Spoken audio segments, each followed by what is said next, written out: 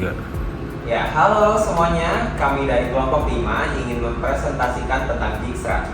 Kami dari kelompok 5 beranggotakan dengan saya sendiri, Velokalis Handaya dengan NIM 4120250026. Saya Medi TJ Saputra dengan NIM 4120250003. Saya Enrico Ahmad Setiawan dengan NIM 4120250015. Dan saya Amelia dengan NIM 4120250035.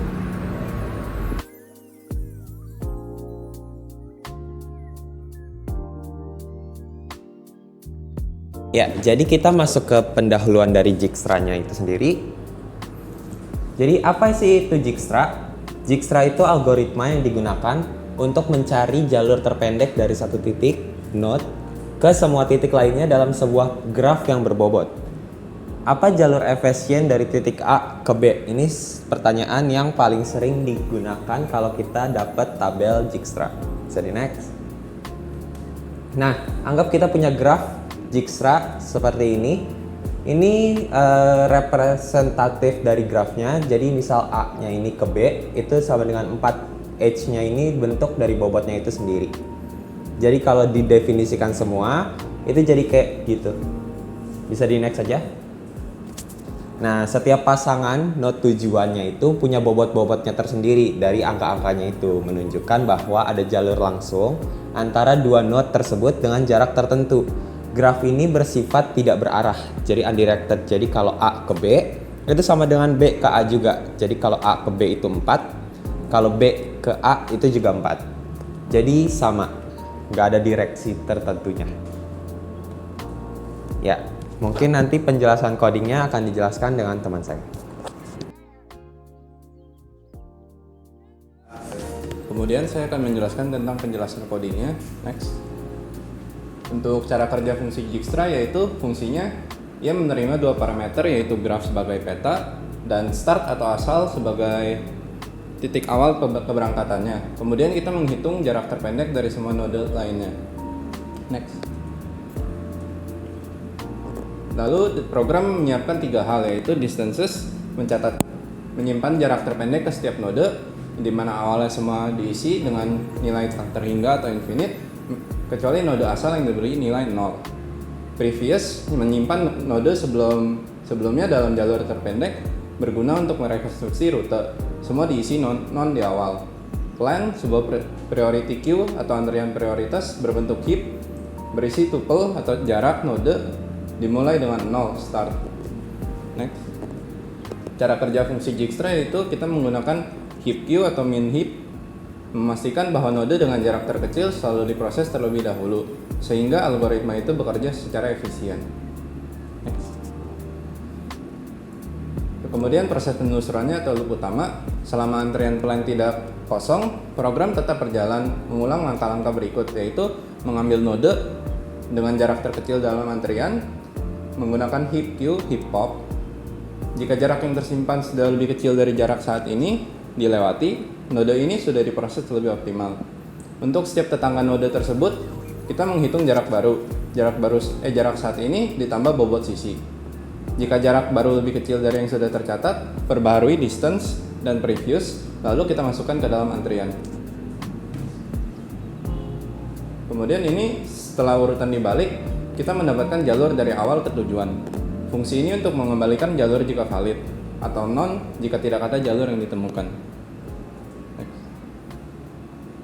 Fungsi ini bertugas untuk merekonstruksi jalur dari node asal ke node tujuan menggunakan data previous yang sudah dihasilkan oleh Dijkstra. Caranya yaitu dengan menelusuri balik dari node tujuan, terus mengikuti node sebelumnya atau previous current hingga sampai ke non yang menandakan bahwa node asal sudah tercapai. Next. Selanjutnya akan dijelaskan oleh teman saya.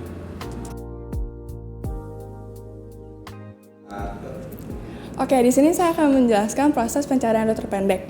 Selanjutnya. Nah, kita kan tadi punya kasus bagaimana rute terpendek dari rumah ke kampus dengan node A sebagai rumah mahasiswa dan J sebagai kampus.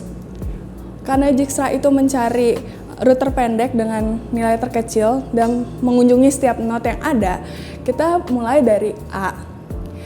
Di A ini memiliki dua jalur yang dapat dilalui.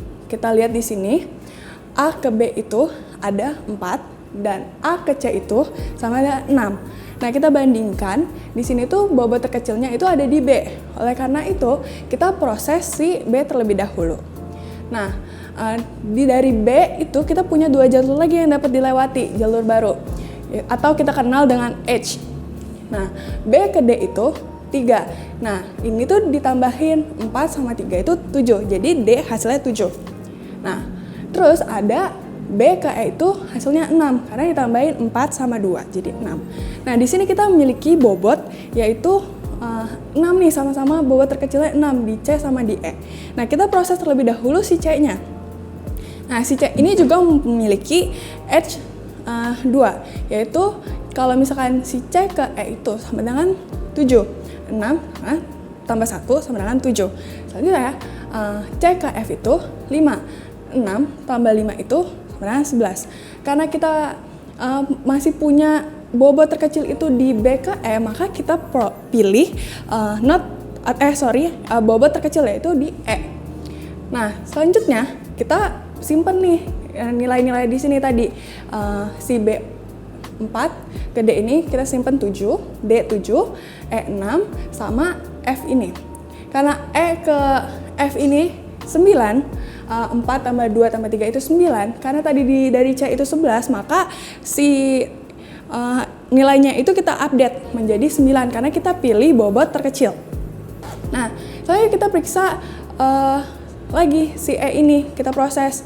E itu punya H ke D ke F sama ke H.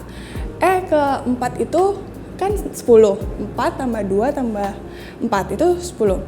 E ke ini itu sama dengan 4, 2, 3, 9. Dan E ke H itu sama dengan 8. Nah, sekarang kita punya nilai itu 8. Karena tadi kita punya nilai si D itu 7, itu kan lebih kecil. Oleh karena itu kita proses lagi si D. Nah, 7 ke G itu 7 juga. 7 tambah 7 itu 14. Nah, karena si H ke G ini lebih kecil nilainya yaitu 9. Oleh karena itu kita simpan nilai G itu menjadi 9. Selanjutnya, H ini juga memiliki H atau jalur ke I, yaitu 3. Kita tambahin dari A, B, E, H, I ini sama dengan 11. Nah, kita simpan nih si I jadi nilainya 11. Si F kan tadi kita punya nilainya itu 9. Kita proses dulu nih, karena kan kita punya ini ya 9, 8, 9 kan. Kita proses si F dulu nih, di note yang sebelumnya tadi kita udah cari. 9 ke I sama dengan itu 13 kan. Karena dari H ke I itu lebih kecil yaitu 11, oleh karena itu I disimpan 11. Nah, dari H ke G itu kan 9 tadi. Nah, si G ini kita proses nih. Si G kan cuma punya jalur 1 nih, si J. Oleh karena itu 9 tambah 1 sama dengan 10. Nah, disitulah ditemukan jalur terpendek. Algoritmanya nggak berhenti di situ aja. Dia tetap cari atau memeriksa not-not yang belum diproses. Kan kita belum proses si I ke J kan, J atau I. Nah, karena si I ke J ini tetap menghasilkan bobot yang lebih besar, oleh karena itu tidak ada perubahan nilai, tetap ini hasilnya si 10 ini. Nah, algoritma itu bakal ngembaliin nilai dengan not-not yang tadi kita udah periksa, not sebelumnya, atau kita ketahui dengan previous, yaitu J, G, H, E, B, A. Dan diurutkan lagi kembali, yaitu dari not awal. Kita ketahui A, B, E, H, G, J. Nah, disinilah kita ketahui proses pencarian rute terpendek yang memiliki hasil seperti ini, yaitu 10 km. Jadi, bobot-bobot tersebut itu yang mempresentasikan jarak atau biaya dari perjalanan tersebut. Terima kasih.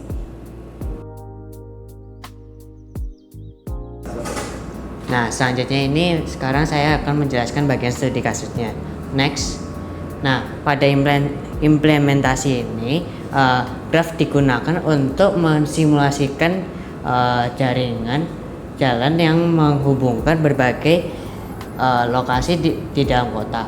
Not A ini mempresentasikan rumah seorang mahasiswa, sedangkan not J itu mempresentasikan kampus yang menjadi tujuan perjalanan.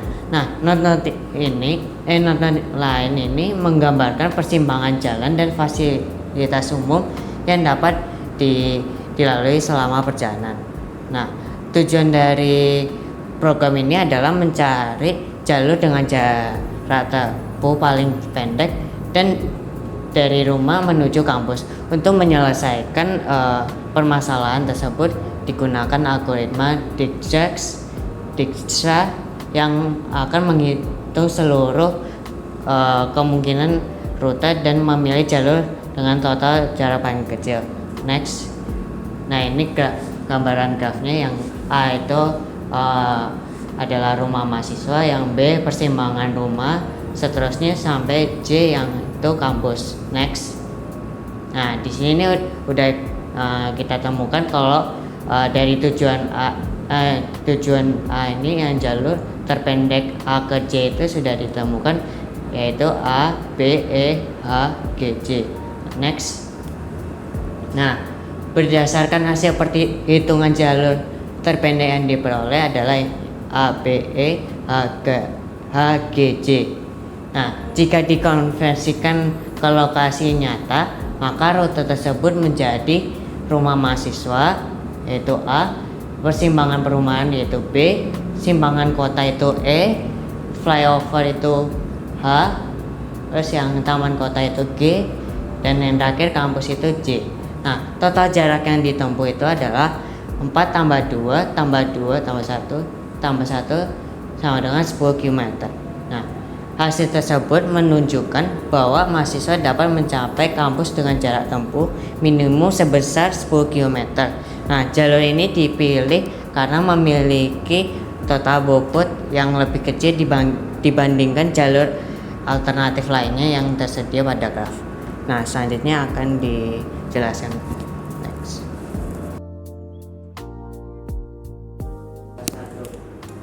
Ya, ini akan menjelaskan dari hasil akhirnya, yaitu kesimpulan. Berdasarkan hasil implementasi dan pengujian program, algoritma Dijkstra itu berhasil digunakan untuk menentukan jalur terpendeknya pada graf berbobot. Algoritma bekerja dengan memilih node yang memiliki jarak sementara yang paling kecil, kemudian memperbarui jarak ke node tetangganya hingga seluruh node telah diproses. Pada studi kasus yang tadi, pencarian rute dari rumah mahasiswa menuju kampus, yaitu dari node A ke J, itu adalah algoritma yang menghasilkan jalur terpendek, yaitu jarinya A, B, E, H, G, J yang tadi udah dibahas juga, dengan total jarak 10 km. So, next. Ada lagi. Hasil tersebut menunjukkan bahwa algoritma mampu menemukan rute yang paling efisien dibandingkan jalur alternatif lainnya. Dengan demikian, algoritma Dijkstra ini sangat efektif untuk menyelesaikan permasalahan pencarian rute terpendek. Sama kayak pertanyaan yang di awal tadi, pada akhirnya akan terjawab. Dan ini tuh dipakai seperti di navigasi GPS, sistem transportasi, jaringan komputer, dan distribusi barang, karena dapat memberikan solusi yang paling optimal, cepat, dan akurat. Sekian, terima kasih.